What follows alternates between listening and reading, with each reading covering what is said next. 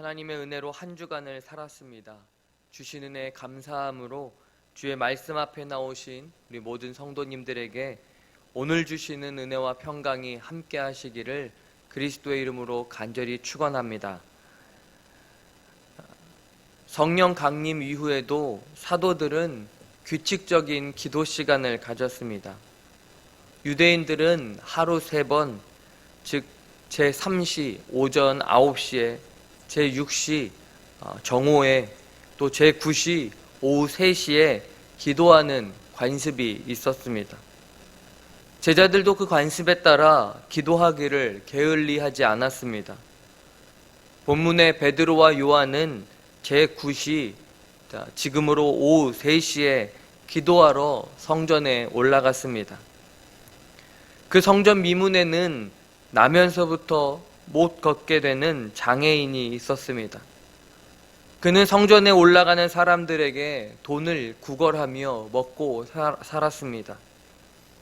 당연히 베드로와 요한에게도 물질을 원했습니다. 이 장애인의 소망은 하루 돈 몇 푼이라도 동량을 받는 것입니다.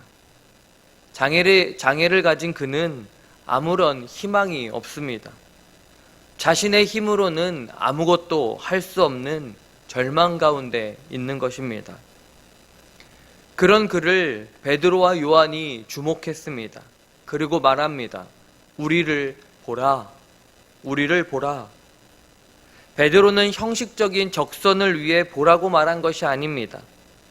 그 사람을 진심으로 불쌍히 여기며 그 사람의 얼굴을 마주 보려고 했습니다. 그의 영혼을 불쌍히 여긴 것입니다.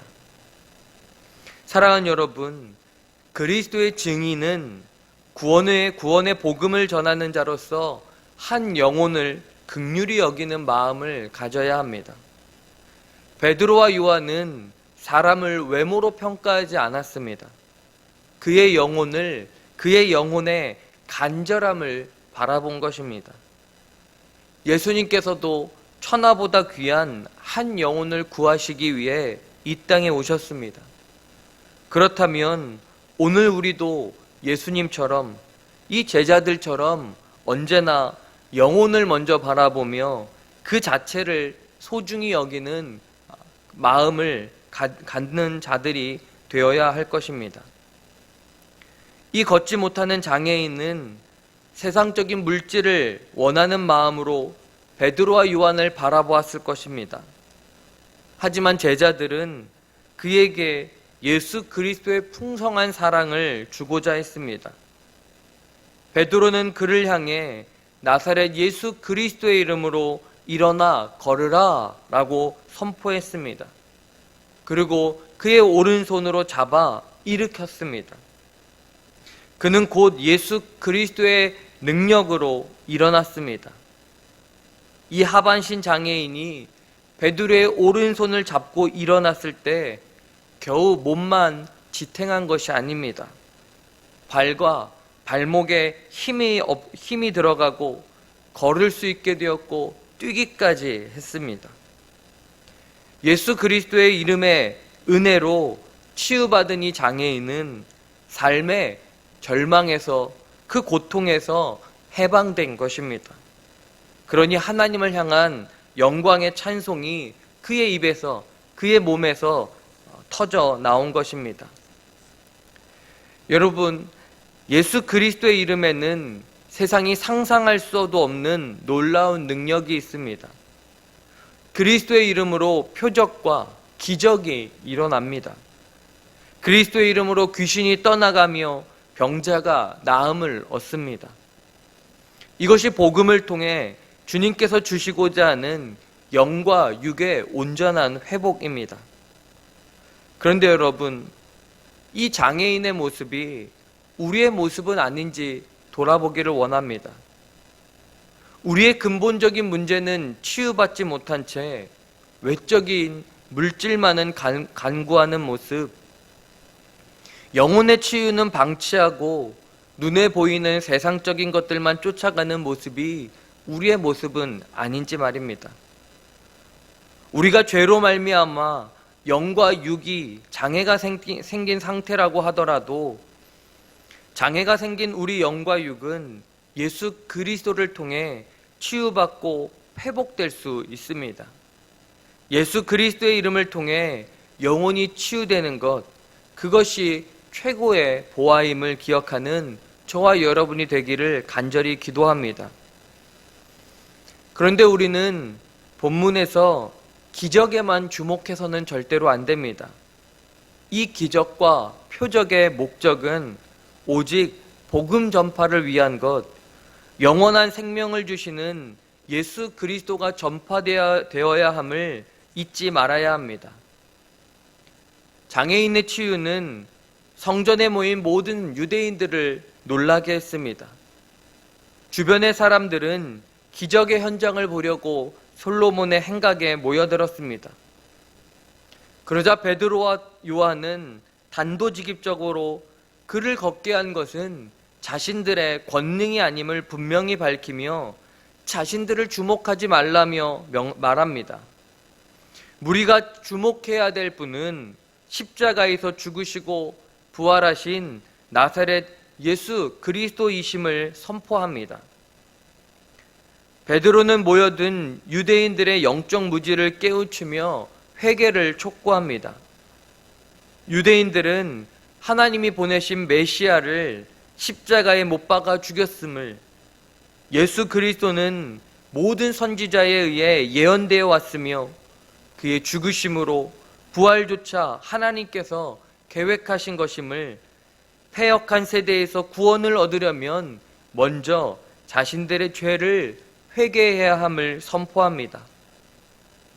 베드로는 회개하지 않았을 경우에 대해서도 선포합니다. 신명기 18장 18절에 나오는 나 같은 선지자 하나는 바로 장차 오실 예수 그리스도이심을 증언합니다.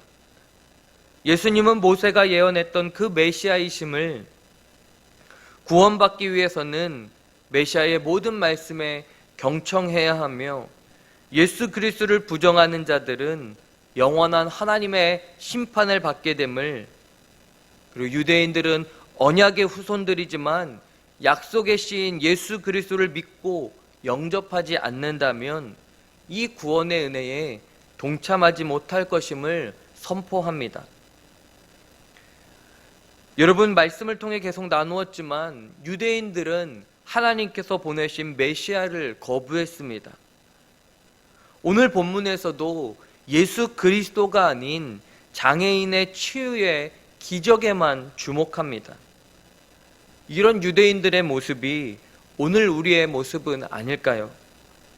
본질의 목적보다는 보이는 현상에 더 관심을 갖고 주목하는 모습 말입니다. 사랑하는 여러분, 우리가 예수 그리스도께 대한 잘못된 관점이 있다면 우리는 반드시 돌이켜야 합니다. 예수를 믿고 따르는 것이 화려하게 보이는 기적이나 물질적인 풍요와 번영을 누리는 것이 목적이 되어서는 안 됩니다. 우리에게 가장 큰 복은 영원한 구원의 복입니다.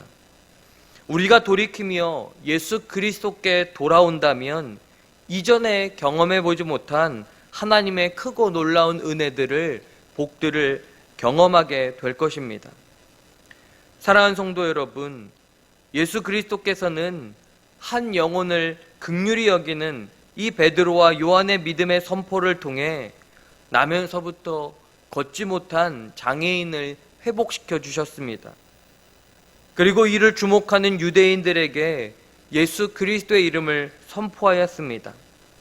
이 일은 그리스도의 증인된 사도들의 사명이었습니다. 증인들의 역할은 예수 그리스도를 주목하게 하는 것입니다. 오늘 우리도 예수 그리스도의 이름으로 죄로 인한 영과 육의 장애에서 회복된 자들, 예수 그리스도의 증인들입니다. 그렇다면 우리가 살아가는 삶의 자리에서 한 영혼을 긍휼히 여기는 마음으로 그리스도를 전파하는 자들이 되어야 합니다. 간절히 구하기는 가장 큰 보화인 예수 그리스도를 선포하며 전파할 때에 예수 그리스도의 치유와 회복의 역사가 일어나는 저와 여러분의 삶이 되시기를 주님의 이름으로 축원합니다. 기도하시겠습니다. 하나님 아버지, 현실적인 축복과 눈에 보이는 기적이 신앙의 본질인 것처럼 잘못 생각했음을 고백합니다. 걷지 못하던 사람이 걷게 된 기적보다 그를 불쌍히 여기시는 하나님의 마음을 먼저 볼 수 있는 믿음의 눈을 주시옵소서. 우리를 회복시켜 주신 예수 그리스도의 이름의 능력에 증인되어 오늘 살아가는 삶의 자리에서 만나는 모든 이웃들에게 복음을 전파하는 담대함을 주시옵소서. 선포했을 때 그리스도의 이름으로 회개의 역사와 치유의 기적이 일어나는 우리의 삶이 되어줄 수 있도록 성령님 인도하여 주시옵소서. 주일 예배를 위해 기도합니다. 영과 진리로 예배하는 갈급하고 목마른 예배자들이 되어 다른 것 구하지 않게 하여 주시고 우리 영을 살리시는 하나님의 은혜와 사랑이 충만한 예배가 되게 하여 주시옵소서. 1000번째 예물을 드립니다. 믿음에 벗들인 환우들을 기억하여 주시고 성도들의 삶의 자리에서 연약한 몸과 영혼을 회복시켜 주시사 주신 사명을 기쁨으로 감당해 나아가는 우리 홍남 공동체가 되게 하여 주시옵소서. 이제는 우리의 영과 육의 죄의 문제를 온전히 회복시켜 주신 예수 그리스도의 은혜와 우리 한 영혼을 긍휼의 마음으로 바라보시며 구원해 주신 하나님의 사랑하심과 연약한 우리들이 그리스도의 이름을 확신하며 선포하며 살아갈 수 있도록 도우시는 성령님의 인도하심이 모든 성도들 머리 위에 이제로부터 영원까지 함께 하시기를 간절히 축원하옵나이다. 아멘.